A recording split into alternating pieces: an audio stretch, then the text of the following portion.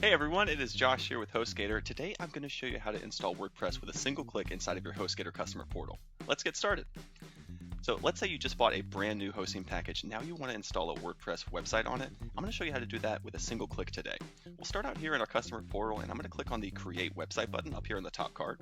It's going to take us to a new page where it's going to allow us to install WordPress on the domain that we have for the primary in a single click. So once you're ready to go, all you need to do is click the Get Started here. And in just a few seconds, it's going to go through the process of installing WordPress on your account and giving you the credentials so that you can start building right away. And that's it. Look how fast that was. WordPress is already installed in my account, and now I can log in and actually start building. So what you'll need to do first is go ahead and copy your username and your password here.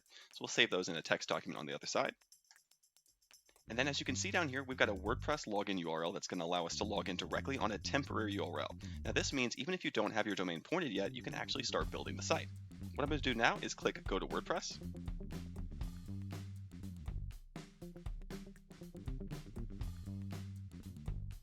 And now I'm going to go ahead and input the credentials that I copied over from that last site. So I'm typing my username, copy over my password, and click Login. And that's it. You are officially logged into the backend of WordPress, and now you can start building. Now the cool thing here is that even though the site isn't pointed yet, you can start building the website because it's listed on a temporary domain. And now that I've showed you how to log into the back end of your WordPress dashboard, I want to take you back to the portal and show you how to connect your domain in terms of its DNS. So let's head back to the dashboard here on this tab. What we're looking for here is the My Websites card. Now if you don't see this, go ahead and click refresh and it should pop up. Then I want to show you how to connect the domain. Over here on the left-hand side, you'll actually see the Edit Site button, and this will log you right back into the WordPress dashboard in case you closed out of that browser. So let's click Connect Domain. It's going to actually tell you that the domain itself is not connected to your website, and until we connect it, we're still going to be building on that temporary URL that we talked about earlier. So let's click the Show Me How. So after clicking Show Me How, it's actually going to take you through the steps of how to connect your domain to your website. Now the cool thing is if you purchase this domain through HostGator and we're your registrar, we'll actually change that DNS for you as soon as you click that button, so you'll be good to go.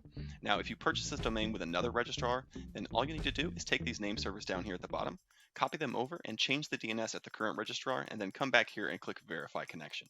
Once you've done that, you are essentially all set after about 24 to 48 hours of propagation, and make sure to keep an eye out on your email because you will be getting a verification email if you purchase this domain with HostGator.